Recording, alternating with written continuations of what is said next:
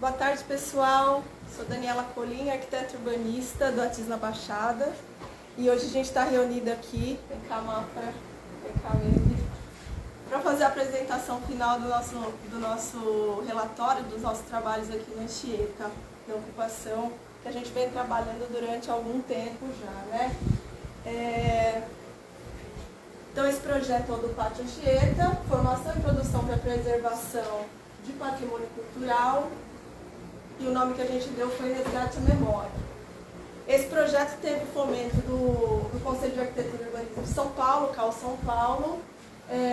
Como proponente, a gente tem a Associação Cultural José Martí da Baixada Santista, em parceria com a gente, o Atis da Baixada. O termo de fomento do CAU para esse projeto foi o 017-2023. Então, muito obrigada, o CAU mais uma vez conseguiu fazer com que a gente conseguisse realizar um trabalho que a gente buscou fazer ações que fossem importantes tanto para a comunidade quanto para a classe dos arquitetos urbanistas. Você pode passar para mim, já? Vocês querem falar alguma coisa ou eu já inicio? Pode? Então, já vou aproveitar, antes de fazer uma descrição geral do que foi o projeto, agradecer a todo mundo que participou, a todo mundo que se inscreveu. O pessoal foi bem participativo mesmo, o pessoal interessado. E queria fazer um agradecimento especial ao Mafra, que sem ele o projeto não teria acontecido. E a Medi, que é uma profissional maravilhosa que ajudou a carregar a carga aqui e que me faz aprender sempre muito, né? Então eu vou fazer uma descrição das atividades teóricas que aconteceram na primeira parte do curso, né? Então teve a aula 1, a gente começou com uma metodologia de patrimônio cultural com a Cássia Regina, né? Então foi uma oficina de capacitação sobre os aspectos gerais, né, de preservação do patrimônio cultural e histórico. Apresentando o caderno do CAU e a metodologia, o caderno de patrimônio do CAU e a metodologia que a gente ia usar durante o curso. Exatamente, o caderno que ela foi também, se envolveu na construção da elaboração. Pode passar. Você complementa, tá? Aula 2. Foi uma conversa sobre o registro de evolução do edifício, foi com a Érica Renick. Então a gente trouxe para o curso pesquisa histórica, levantamento cadastral, fotográfico, uma visita técnica ao edifício. Essas visitas foram acontecendo ao longo das atividades, né? E a apresentação do documentário foi nesse dia? Foi a apresentação do documentário e a primeira visita que a gente fez com a turma conhecendo o edifício, né? Na aula da Cássia a gente ficou mais aqui, tentando entender qual era o processo que a gente ia fazer, né? E aí com a Erika a gente já fez uma visita com o Rogério, já visitou vários, essa entrada, a entrada do lado, o pátio da Renata, da esquina, enfim. Eu ia falar do Rogério também. E o documentário do Carlos Raton, né? Se chama Nossa Louca Resistência. Tá no YouTube ainda? Não, tá no YouTube ainda. E é um documentário que traz bastante esse panorama sobre as questões mais relevantes da ocupação anchieta. Pode seguir. Aula 3. O estudo de caso, apresentados pelo Edson Sampaio e Iris Geiger. Iris. Que são dois mestres do patrimônio histórico aqui de Santos, que já trabalham com isso há muito tempo e são super parceiros em vários dos nossos projetos.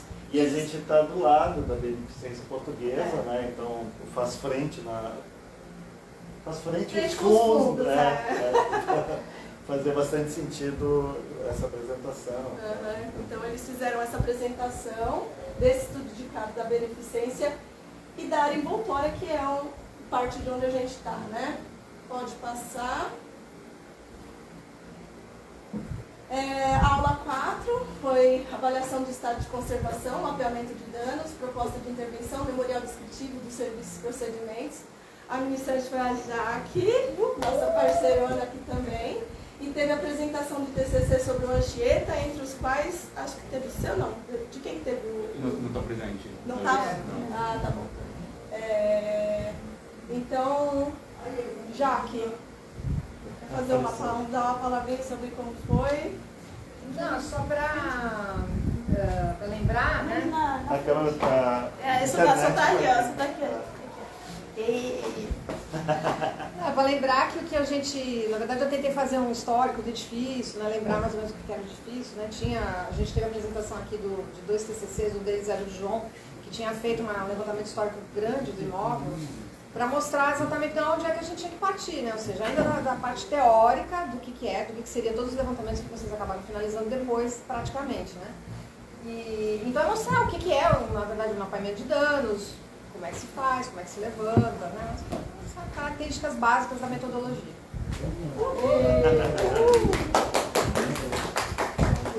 Aí a aula... Não, aí acabaram as teóricas, sim, aí acabaram as teóricas e a gente entrou para uma fase mais prática, que é tentando fazer a aplicação de todo esse conteúdo que a gente tinha tido, claro, em pouco tempo, né? Esse trabalho é um trabalho grande, de muito compromisso. Vou aproveitar que o Rogério está aqui, que é a liderança do lugar, para ficar registrada a parceria e a colaboração em todo o tempo que a gente estava aqui trabalhando. Então, para ficar registrado que ele foi super parceiro. E não tem como a gente não ter alguém do território, do lugar, como alguém ajudando. Né? Você quer falar alguma coisa sobre o projeto? Sim, foi muito interessante, aprendi bastante, apesar de não ser a minha área, né, mas foi muito bom que eu conheci pessoas novas, foi uma experiência nova para mim. Né? E digo que serão bem-vindos quando quiserem retornar, tá bom? A ideia é sempre fazer uma evolução dos trabalhos que a gente inicia, mas muito obrigada pela parceria, tá bom? Tamo junto. Então, entre as atividades práticas, pode passar, teve o registro da evolução do edifício, levantamento métrico e fotográfico. Muito provavelmente nem todos os levantamentos estão aqui, mas eles estão registrados, tá? Pode passar. Depois, ainda uma complementação desse material com cronologia construtiva, levantamento cadastral, caracterização tipológica. Volto a dizer, foi um trabalho com um tempo muito curto. Se a gente fosse fazer realmente, ao pé da letra, tudo com muitos detalhes, a gente precisaria de muito mais tempo. Mas a ideia é que a gente conseguisse um resultado a partir disso, capacitando esses profissionais que vieram aqui, de uma forma que eles pudessem ter ter uma noção do todo, do que é trabalhar com esse tipo de questão e com patrimônio cultural numa área assim tão relevante, de lutas tão relevantes, né? Pode passar. Ainda seguindo a linha do registro da evolução, teve mapeamento de danos, de pisos aconteceu no outro dia também, né? De pisos também teve outro dia.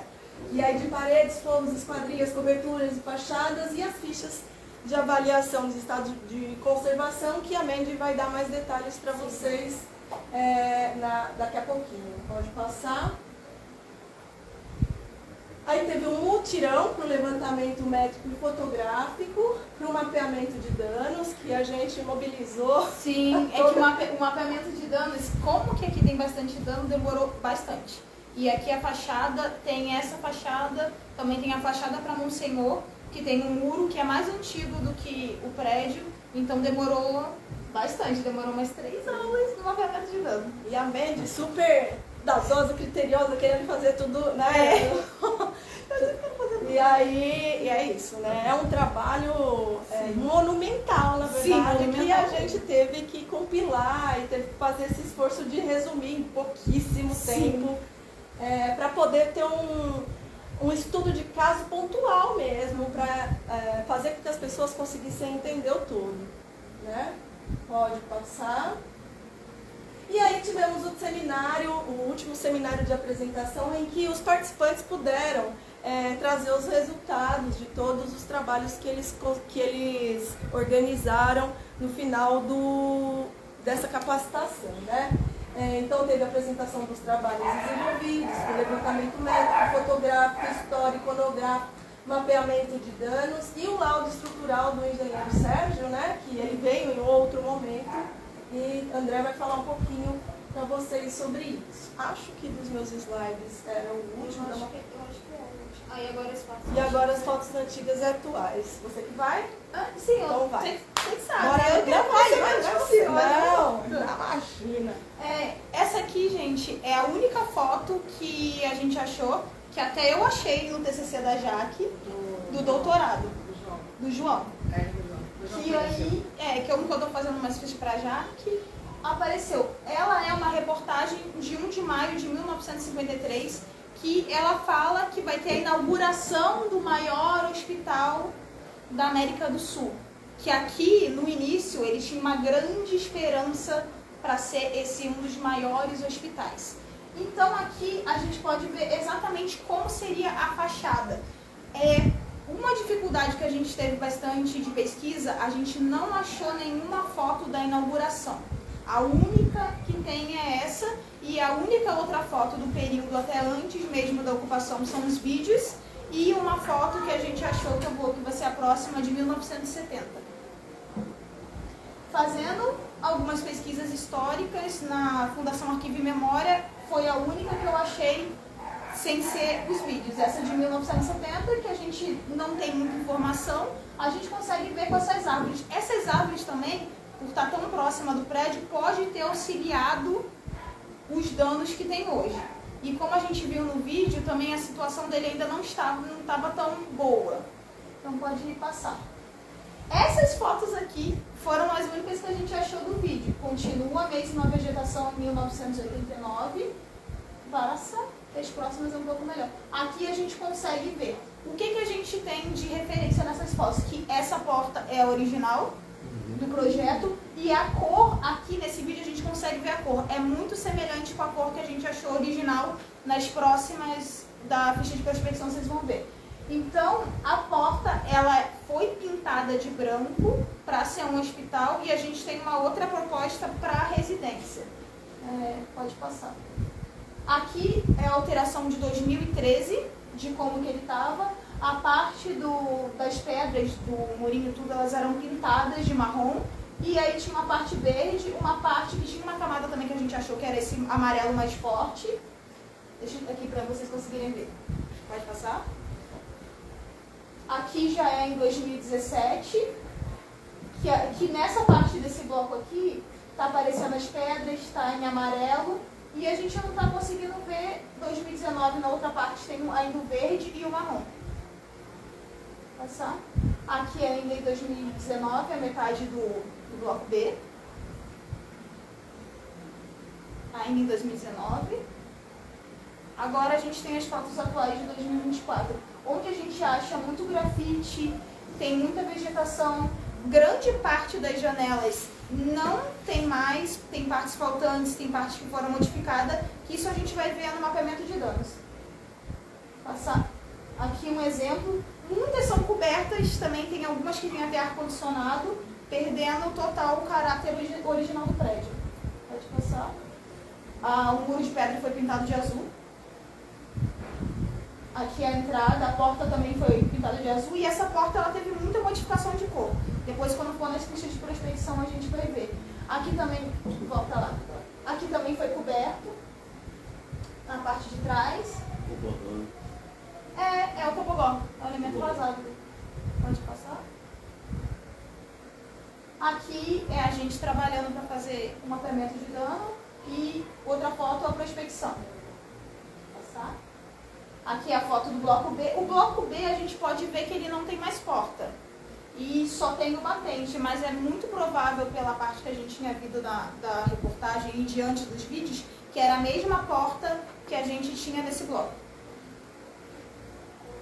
Aqui é uma colagem que o Mafra fez, você quer explicar? Essa é uma colagem, porque como que a fachada ela é muito grande, a gente não consegue fazer uma foto só se tivesse mais drone e tudo. E tanto é no mapeamento de danos, a gente tem que dividir o mapeamento de danos. No caderno final vai ficar ele inteiro, mas para a gente conseguir visualizar melhor, vocês vão ver o mapeamento de dano fragmentado. Então, sabe, aqui tem uma parte que é na primeira entrada, a outra na segunda, a outra nesse muro novo, que é um tapume de ferro que vocês estão vendo, e o outro que é o muro antes da construção do edifício, que é o muro da Monsenhor. Aqui é o Osvaldo, fazendo prospecção. Pode passar. Aqui mais uma da entrada. Mais uma da entrada do bloco A. Aqui, gente, eu não sei quando que foi. Tinha o muro, esse da Monsenhor, e ele tinha uma parte para aqui para a Rua São Paulo. O muro, ele caiu, só que a gente tem a referência de como que ele era. Ele tinha até uns ornamentos, tudo, seguia a mesma paleta de cor. Foi demolido. Foi demolido. E você sabe quando? Porque no Google Earth, em 2024, tá aparecendo ele. Em 2024? Em 2024, não, no Google Earth. 2023. Então, gente, ele foi demolido em 2023. Ele foi a partir do laudo, né? A partir do laudo estrutural Ou da da prefeitura. juíza, como é que Isso. foi? Teve uma... Foi a partir depois do laudo, bem depois do laudo. Sim. E aí a gente depois vai ver uma parte dele que realmente ele precisava ser demolido porque ele estava com risco de cair. Só que a gente tem essa memória histórica que existiu ele, e a única foto que a gente tem que eu consegui foi a do Google Earth, que no Google Earth está 2024, mas caiu em 2023. Foi demolido. Pode passar. Aqui a gente consegue ver como que já estava a estrutura dele, estava bem abalada. Um risco mesmo de queda. Pode passar. Aqui a gente pode ver atualmente que está o tapume de metal. Passar. Aqui outra vista do tapume de metal atualmente. E agora as produções dos participantes. Primeiramente a Thaís, ela fez o histórico e a cronologia construtiva do prédio. Aqui a gente tem uma cronologia da inauguração do Anchieta de 1951, a Constituição Federal de 1988, a intervenção que teve na Casa do Anchieta em 89, a implantação do projeto Tantan em 1990, a ocupação que começou em 1999, a aprovação da lei do Paulo Delgado, e em 2017 continuou o processo da ocupação de retirada deles até hoje. Aqui foi uma planta que o Mafra achou. Que a Thaís do arquivo de memória, que a Thaís escaneou. Foi a Thaís que apresentou o TCC também, foi, né? Foi ela que digitalizou ela essas plantas, e daí o João também, Parece que usou Matheus dela. também. Hã? Acho que o João usou as informações que ela tinha. Já. Sim. É. Aí aqui a Thaís elaborou uma cronologia construtiva, com a parte do hospital, depois a gente tem a mudança com a ocupação, e a parte original daqui, além do hospital, ela também considerou o muro, porque existia, primeiro antes do hospital tudo existia um muro. No projeto eles continuaram, então isso foi original. Depois as modificações todas com o hospital e a ocupação. Pode passar. Pode passar. Tu quer falar do telhado, Mafra? Da diferença do telhado, como que... Tem um laudo no Aí tu final fala, da tu fala. Então tá bom, pode passar que o Mafra vai falar melhor. Aqui as fichas de prospecção, nas prospecções todos os alunos fizeram. Só que quando que foi a ficha, a Paula e o Lucas que fizeram esse arquivo. Mas todos participaram. Então na prospecção, gente, foi achada muitas cores. E assim que eu tô mostrando nos pilares. No pilares a gente achou tipo um tipo de cimento queimado. Que pra época e pro modernismo a gente achou que era mais... Porque a camada de baixo, ela era uma base para essa camada. Era uma massa. Pode passar.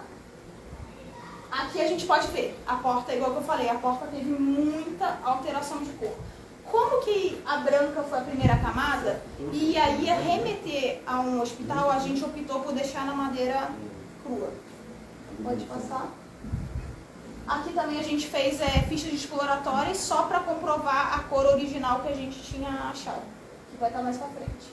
O mapeamento de piso foi a Denise. A gente foi em quase todas as residências para ver o tipo de piso. As que a gente não conseguiu entrar, a gente colocou um X como que não tivesse acesso. que a gente pode ver aqui. Então a gente tem toda a paginação de piso do edifício. Aqui a gente tem algumas fotos. Vou passar. O mapeamento de dano foi a Camila e o Osvaldo. Quer falar, filho? Vamos lá. Vai, fala, filho. Vamos falar junto com a filha. Vem, filho. Vou mostrar o Osvaldo, gente. Já agradece. Vai lá, Mari. Aê.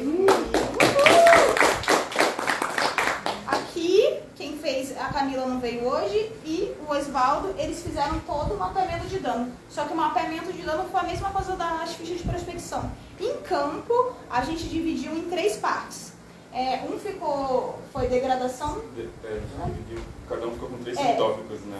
Foi duplinhas e aí cada um ficou com 3 tópicos pra gente conseguir fazer em mais tempo. Porque na vida real, que é uma pessoa só, isso daí demoraria bastante tempo. Então a gente dividiu as duplas, colocou cada um com 3 tópicos pra... E aí no resultado final sobrepôs todos pra ver realmente como tá a fachada.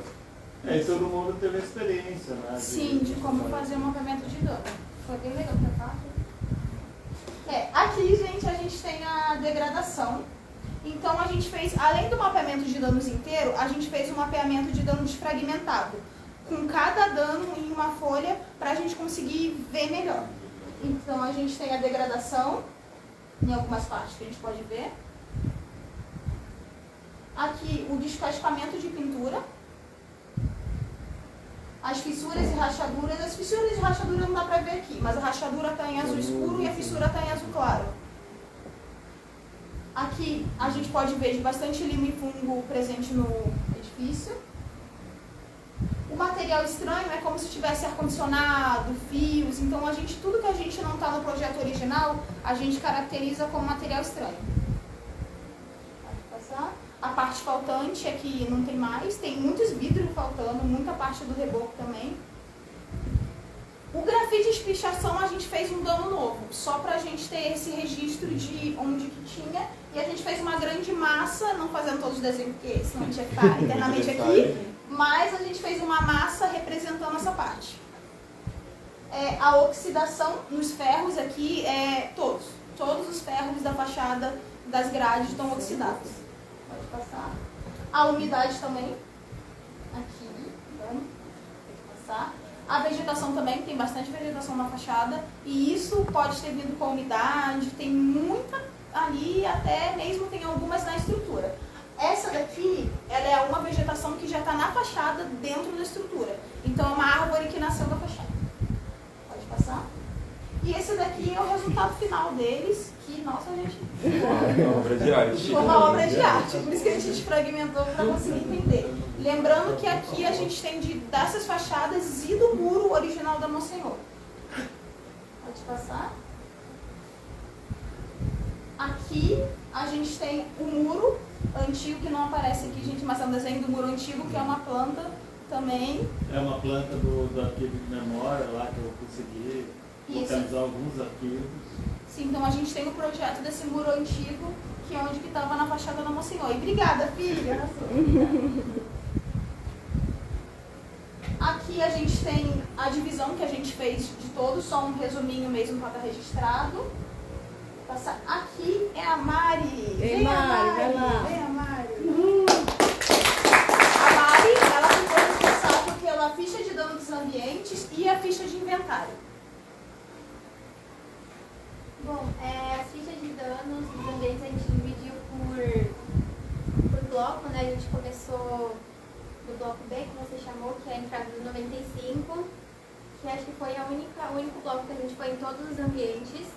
Então a gente conseguiu fotos de alvenaria, esquadria, forro e piso de todos os ambientes, e a gente adicionou todas essas fotos e a gente marcou o estado, né, de como está cada parte desses ambientes. Pode passar. Mais uma. A gente colocou 3 exemplos aqui. Aqui, pode passar. E aqui seria a ficha de inventário da ocupação Anchieta. A gente começa a ficha com uma breve ficha técnica sobre o edifício. Aí a gente entra um pouco também em alguns detalhes da história do edifício. E pode passar, acho que tem a última parte. E aí a gente tem também a avaliação do estado resultado de todas as partes do edifício, né? A gente tem fechos de gradis, por exemplo, o ajardinamento, as escadas, outras coisas que a gente não tem nas fichas por ambientes. Aí, tá. Pode passar. Foi. Obrigada, Lara. Agora tem um pequeno histórico, eu vou passar só por passagem, porque a gente já viu a cronologia, a gente já teve muito histórico, então ficar muito tenso. Como passa aí. Aqui a gente fez a gente foi no URF e pegou 4 arquivos. Um de 2009, pra gente conseguir ver como que era o telhado e a gente vai ver as alterações conforme esses anos. Pode passar? Aqui em 2015, a gente já pode ver ali em cima que já está faltando uma parte. 2020, já começa a sair bem mais. E agora a gente tem em 2023, que foi a última, que o URF ainda de cima não atualizou a de 2024, vai precisar de um drone. Mas a gente já pode ver que tem bastante parte faltante. Com isso, a gente pode ver o porquê das infiltrações, o porquê do estado das fotos que vão estar no caderno. Pode passar? Aqui é uma ficha, a ficha que a gente fez o quê? Eu fiz um histórico baseado nos TCCs também, de todos que a gente teve aqui, de todas as aulas, e eu fiz uma ficha de prospecção junto com os alunos. Então, ali a gente juntou os dois em um, porque como que eu fui fazendo a ficha de prospecção, a gente foi se dando muito no histórico para conseguir o resultado. Pode passar. Então, a gente tem uma introdução histórica. As fotos que a gente já viu antigamente,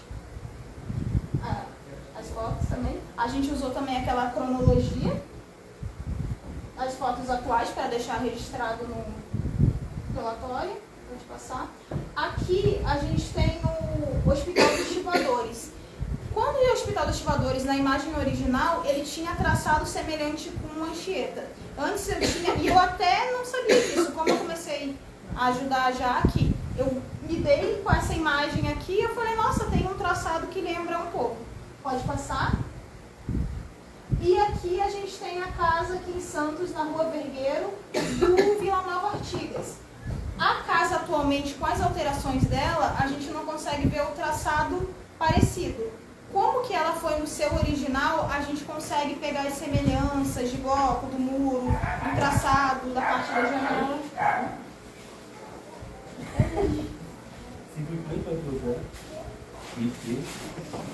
Pode passar. Aí aqui a gente entra na ficha de prospecção, falando os procedimentos que a gente fez, a metodologia que a gente adotou. A gente fez a prospecção de modo mecânico pelo bisturi. Aqui mais um exemplo de ficha. Aqui a gente tem o resultado final do prédio, com as cores que foram identificadas. E a gente também optou, como que o muro antigo foi substituído por um tapume, agora a gente ia fazer a altura do muro que era antigo e ele sendo totalmente liso, porque a gente não quis fazer um falso histórico sem ter, porque a gente tem o projeto do muro da Monsenhor, a gente não tem o projeto do muro da São Paulo. Então a gente quis só deixar com a cor que a gente achou, e é isso. O telhado, depois o Mafra vai falar. A parte dos tijolos, a gente voltar tudo como que era, tirando a tinta, para ter essa caracterização. A porta a gente deixar na madeira, porque deixar branco a gente ia remeter a uma memória histórica do hospital, então a gente achou não. E aí a parte das janelas, a gente tirar todas as alterações que foram feitas pelos moradores aqui e voltar o que era original. Na parte dos gradios, a gente optou por deixar de cinza e fazer um tratamento de oxidação. E pode passar. Aqui a gente tem todas o descritivo de cores e da localização além da imagem, para ficar bem explicativo. Aqui a gente tem a parte da fachada onde que seria construído, que seria o muro. E ali, do lado da porta do bloco A, tem uma parede que foi subida exatamente na janela. A gente voltaria ao original, que seria uma das únicas alterações além das janelas e a parte do telhado. Agora, aqui a gente fez a atual como que tá e a proposta de como ficaria. Das janelas, a janela do térreo, aquela era a janela do primeiro andar. E a porta. E a porta do outro bloco, do bloco D. Agora é o Mafra. Não, Beleza. Como é que eu falo isso? Eu peguei o material do levantamento métrico, né, que a gente compilou planta, corte e fachada, né. Os desenhos foram do levantamento, e o levantamento foi baseado nos arquivos que apareceu na apresentação da Mandy, dessas plantas do arquivo municipal, que a Thaís forneceu com desenhos do João Pedro Caetano, que ele tinha uma base de CAD para a gente trabalhar e fazer os levantamentos. Simples, e essa área a gente trabalhou, a gente conseguiu fazer o levantamento em alguns trechos do edifício, não conseguiu fazer tudo, e também a partir do limite lateral. Um lote a gente nem entrou e tirou da apresentação, tirou das plantas. Então, basicamente, a área do levantamento são esses 3.785 metros de terreno, com 4.290 metros de área construída pelo nosso levantamento. São essas plantas, só isso que tem para falar. E aí um esqueminha pegando a proposta de intervenção, né? Fazer um 3Dzinho para a fachada. Essas fachadas são do levantamento, e a maquete eletrônica é da proposta de intervenção. Né? Aí, os cortes, a fachada da proposta de intervenção e a composição fotográfica da fachada atual. Né? E, bem, esses são os dados da documentação, da planta, do levantamento do edifício, né, consolidada num jogo de plantas. Né? E daí a gente ainda teve o laudo estrutural, né, que daí esse trecho de texto eu tirei do laudo estrutural, que a intenção é orientar a Associação da Ocupação Anchieta para fazer as intervenções, para fazer a manutenção do edifício, para lidar de uma forma... Então, as plantas, a intenção foi dominar o que tem no edifício para as intervenções, quando tem de telhado, quando tem de piso, quando tem de área construída, e o laudo é para dar orientações de como intervir isso e qual é a prioridade de intervenção e a sequência de intervenção no edifício. Né? Nossa. E aí tá. Essa é a base que foi usada para fazer o laudo, né? Que é um laudo estrutural, é um relatório da Defesa Civil, né? Que orientou algumas intervenções no edifício, que algumas intervenções já tinham sido feitas antes da gente começar, e quando a gente começou, né, que foi o vazamento, reparo no vazamento do esgoto, a retirada e substituição das caixas d'água de concreto por caixas de polietileno, e a limpeza e retirada do material na cobertura, né, isso que está no laudo. Se estiver errado, me corrija. Tá? E aí, pelo laudo e pelo que a gente conversou também na equipe, né, a maioria dos danos estão relacionados com as infiltrações no telhado. Né? Tem inclusive uma parte do telhado que aparece na cronologia, né, que foi completamente retirado. E os danos no apartamento, prioritariamente, são relacionados nos apartamentos, na fachada, estão relacionados com essa falta, né? Ou os danos no telhado. Me perdi agora.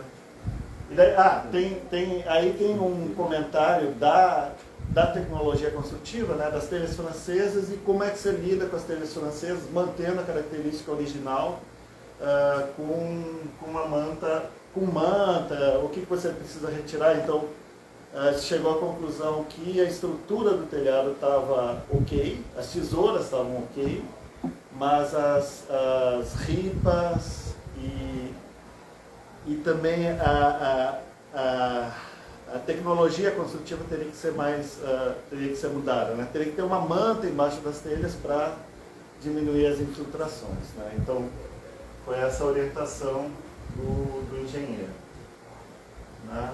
Além disso, os projetos necessários, né? Projeto elétrico, PCCI, PPCI, hidrossanitário, né? Elaborados e executados com assistência técnica de profissional habilitado, né? Então isso é uma indicação do laudo também. E aí tem um print screen de um voo de drone que fizemos semana passada, né, do estado de conservação do telhado, e tem principalmente essa parte faltante, tem várias áreas com dano, né? Foi aqui que a gente conseguiu entender mais ou menos que a estrutura estava legal, mas as ripas estavam começando a abaular e enfim, né? E o projeto, a proposta do projeto lindo e maravilhoso e tal. Acho que é isso.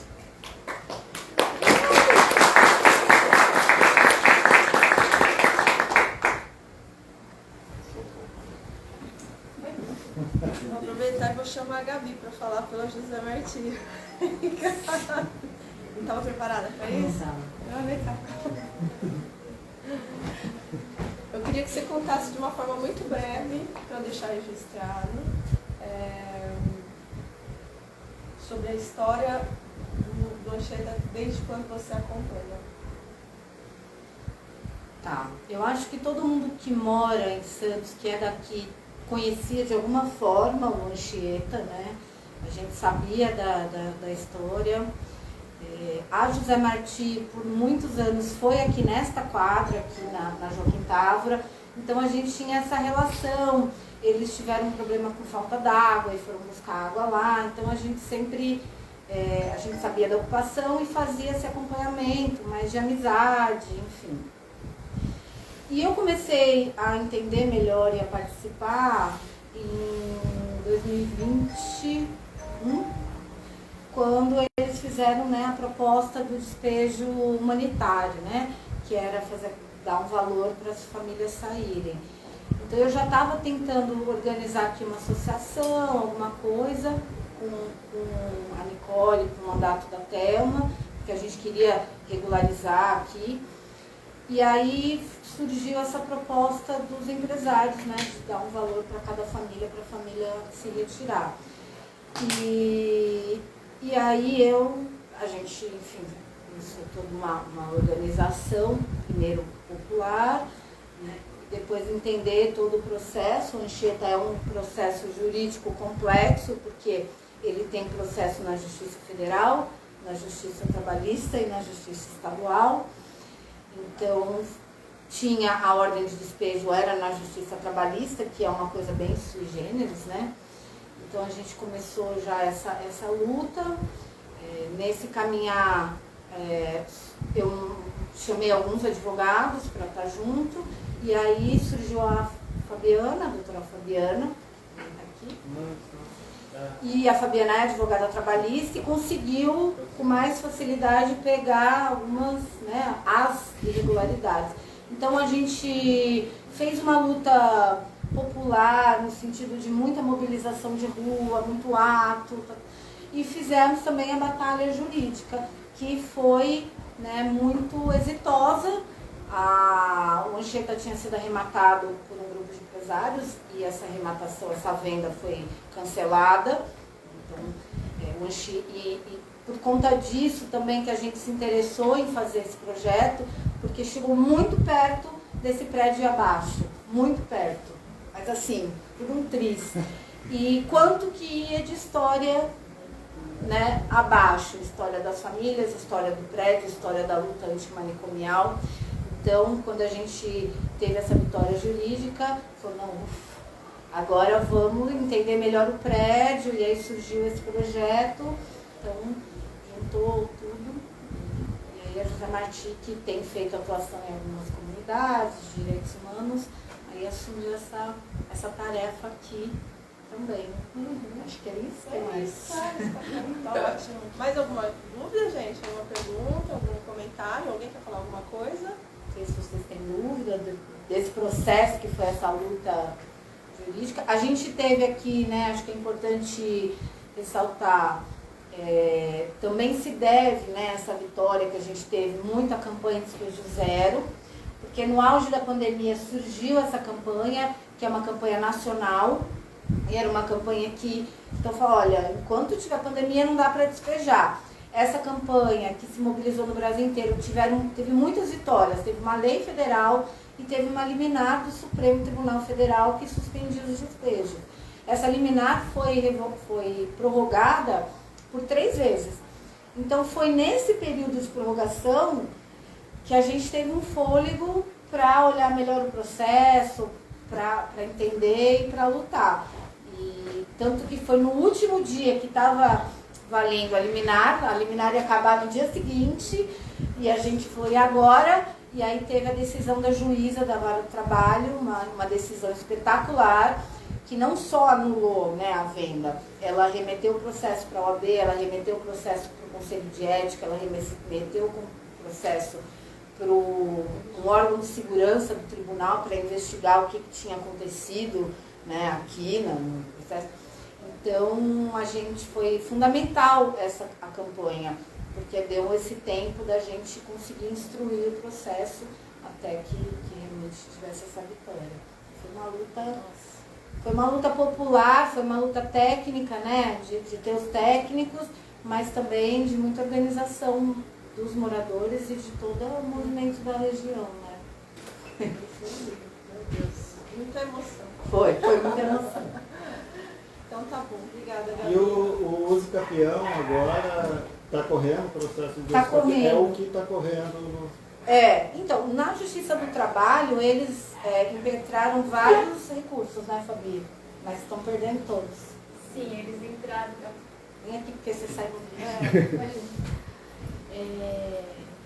Após a sentença que anulou a arrematação e, consequentemente, anulou a própria penhora do imóvel, eles recorreram, né, entraram com recurso no tribunal, perderam, entraram com baixa declaração, perderam. Agora eles entraram, na última semana, com mais um recurso esse que é endereçado ao Tribunal Superior do Trabalho, né, um recurso de revista, mas uma análise preliminar técnica, eu não vejo viabilidade no recurso. Então o que dá um calorzinho no coração é porque tecnicamente o recurso não tem enquadramento, né? Mas é que eles não vão entregar fácil, então eles querem sempre deixar ali, né, a faca no pescoço, aquela sensação de sobressalto, né, nos moradores, então dizendo ainda que o processo existe, né, que o processo está lá, o processo está vivo, mas ele é um recurso que tecnicamente eu vejo como inviável.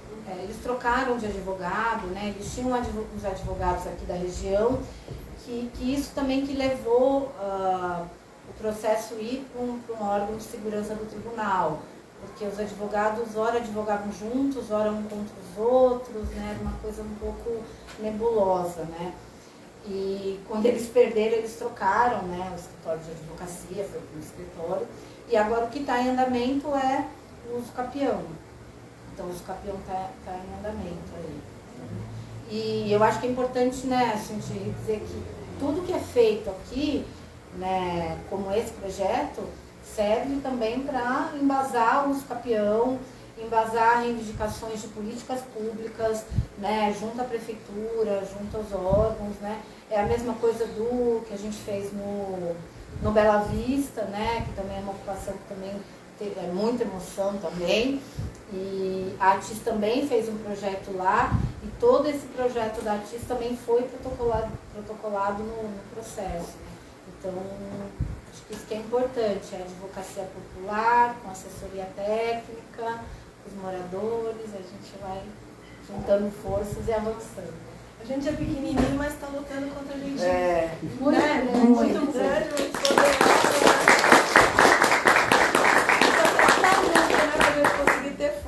parcerias tá rolando, as parcerias são muito felizes mesmo.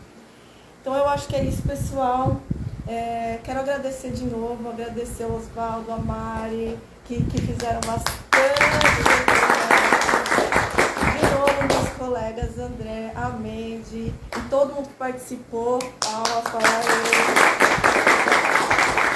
E queria dizer que, assim, só para deixar o último registro, que tanto a história do antigo manicômio quanto a história de luta que não pode ser perdida. Então, baseado nisso que a gente tem uma ideia da importância que tem sido esse projeto. Então, um beijo para todo mundo, obrigada e até mais. Tchau.